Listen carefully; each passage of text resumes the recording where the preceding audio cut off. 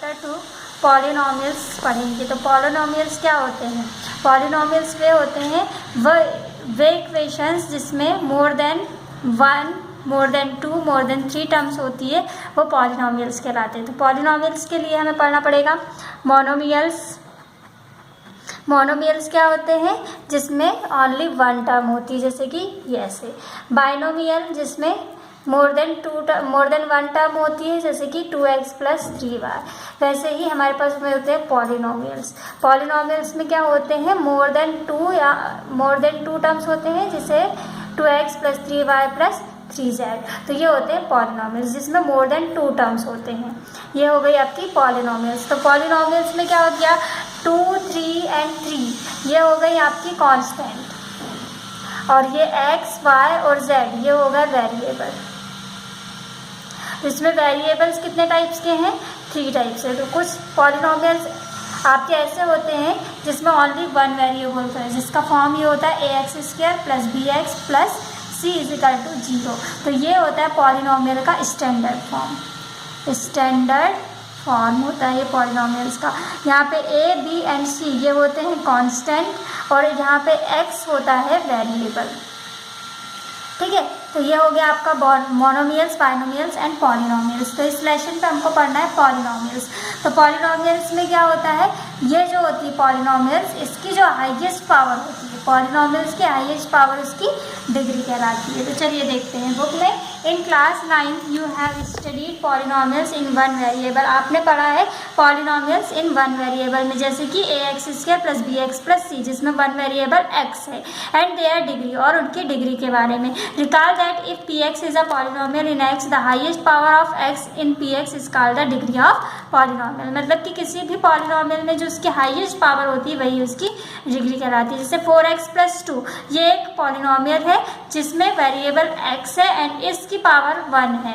तो इस इक्वेशन की या इस पॉलिनोमियल की डिग्री हो जाएगी 1, variable x degree 1। 2y² - 3y + 4 इसमें वेरिएबल है y जिसकी हाईएस्ट पावर कितनी है? 2। तो इसकी डिग्री कितनी हो जाएगी? 2। नेक्स्ट है 5x³ + 4x² + x - √2। तो इसमें हाईएस्ट पावर कितनी है? 3 है। तो इसकी डिग्री कितनी हो जाएगी? 3 हो जाएगी। जैसे इस इक्वेशन पे डिग्री 6, तो इसकी डिग्री हो जाएगी 6। तो पॉलिनोमियल एक्सप्रेशन कैसे पहचानते हैं? कोई भी पॉलिनोमियल ना तो अपॉन के फॉर्म पे होगा, ना ही कोई भी वेरिएबल रूट के फॉर्म पे होगा, ना ही रैशनल नंबर के फॉर्म पे। यदि इस फॉर्म पे कोई इक्वेशन दी है तो वो पॉलिनोमियल नहीं होगा।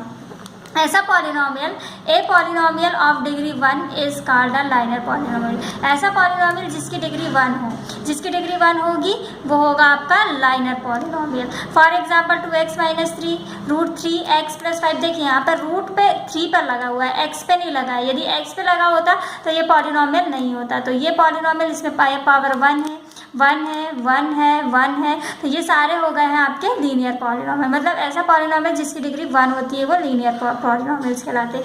And a polynomial of degree 2 is called quadric polynomial. जिसकी डिग्री 2 होती है वो क्या होते हैं? Quadric polynomial. The name quadric has been derived from the word quadric which means square. Square के फॉर्म पे लिखी होती है जिसकी डिग्री ये।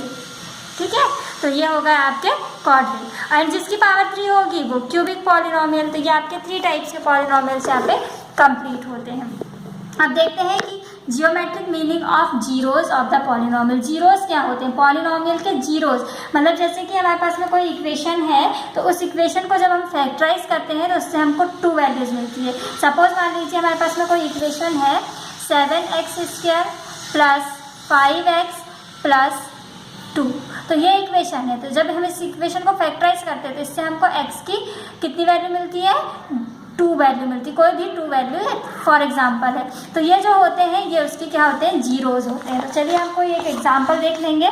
उससे पहले क्या देखेंगे हम कि जियोमेट्रिक रिप्रेजेंटेशन पे जब आप ग्राफ बनाते हैं तो लाइनर इक्वेशन जैसे y = 2x + 3 है, तो यदि आपकी लाइनर पॉलिनोमियल हुई तो ग्राफ बनेगा आपका स्ट्रेस लाइन। और यदि आपके पास में कोई इक्वेशन क्वाड्रिक इक्वेशन हो या क्वाड्रिक पॉलिनोमियल हुआ तो उसका ग्राफ बनता है पैराबोला, मतलब कि यू के शेप का। और क्वाड्रिक पॉलिनोमियल क्या होती है? जिसकी डिग्री 2 होती है। तो लाइनर का स्ट्रेस लाइन एंड क्वाड्रिक का पैराबोला, ये 2 ग्राफ बनते हैं। चलिए, तो कुछ ग्राफिकली मेथड से हमको सॉल्व करने के लिए क्वेश्चन यहाँ पर है। यदि देखिए case first, here the graph cuts x axis eight two distinct points A and A dash. यहाँ पे आप देखेंगे केस फर्स्ट पे, ये आपका केस फर्स्ट है जिसके 2 डायग्राम्स है। यहाँ पे आप देखेंगे कि ये जो ग्राफ है एक्स एक्सिस पे 2 पॉइंट्स पे कट कर रहा है ए एंड ए डैश। देखिए ये ग्राफ भी आपका ए डैश एंड ए डैश, ये देखिए एक्स एक्सिस को 2 पॉइंट्स पे कट कर रहा है। तो इसका मतलब है the x coordinate of a and a dash are the two zeros of the quadratic polynomials ax square plus bx plus c in this case।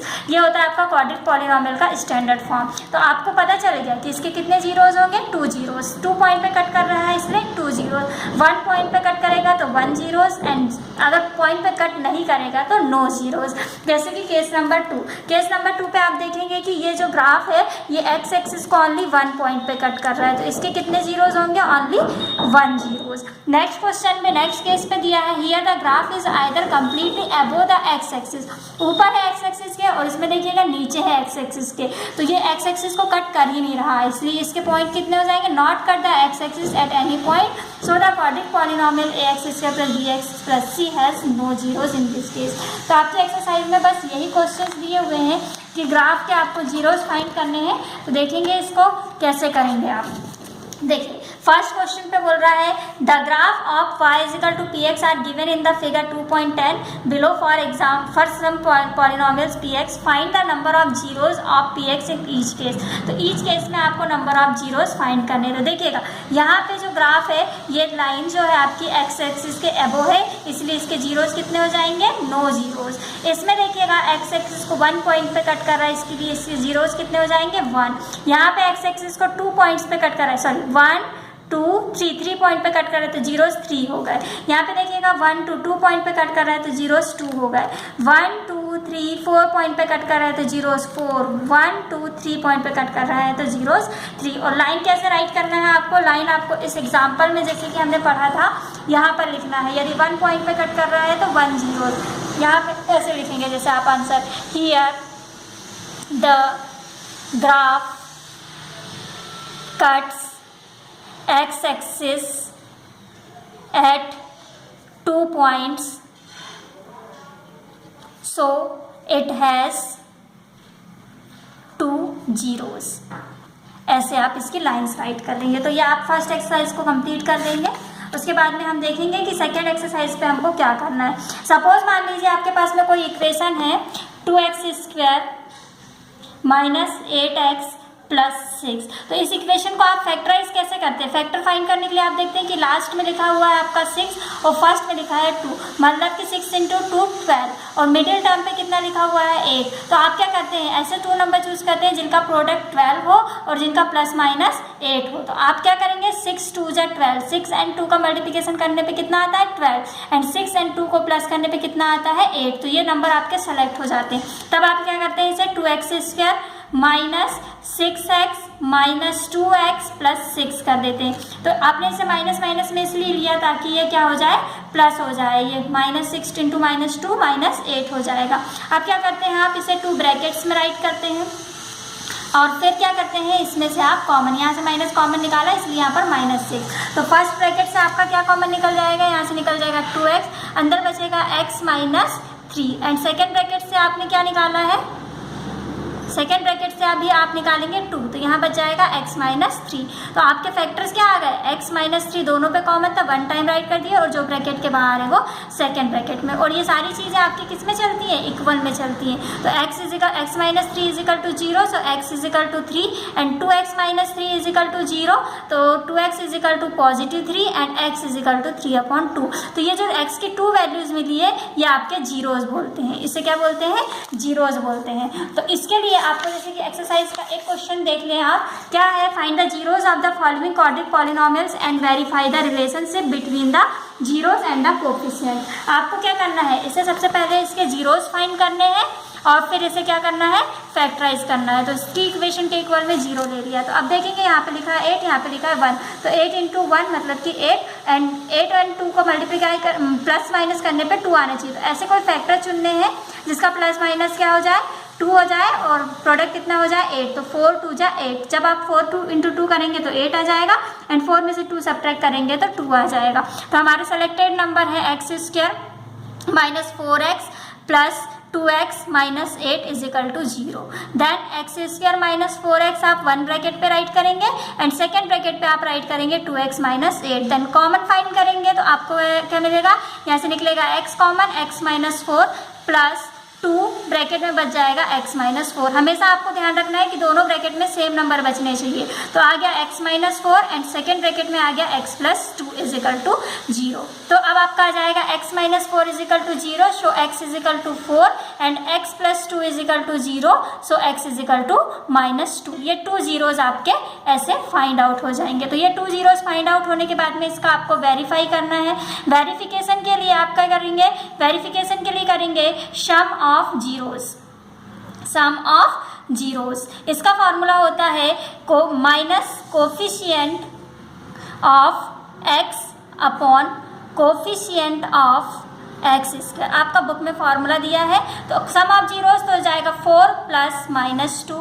Coefficient of x मतलब कि जो भी नंबर आपका x के साथ पे लिखा होगा वो क्या है, x के साथ में लिखा है आपका minus 2 and coefficient of X square मतलब कि यहाँ लिखा है 1। तो 4 माइनस 4 प्लस माइनस का माइनस, तो 4 माइनस 2 हो गया 2 और ये हो गया माइनस माइनस का 2, तो ये हो गया आपका left hand side is equal to right hand side. ठीक है, इसका वेरिफिकेशन आप कल देख लेंगे। इस एक्सरसाइज के आप फैक्टराइज करके क्वेश्चंस को देखेंगे, फिर हम आपको इसकी नेक्स्ट मेथड कल बता देंगे।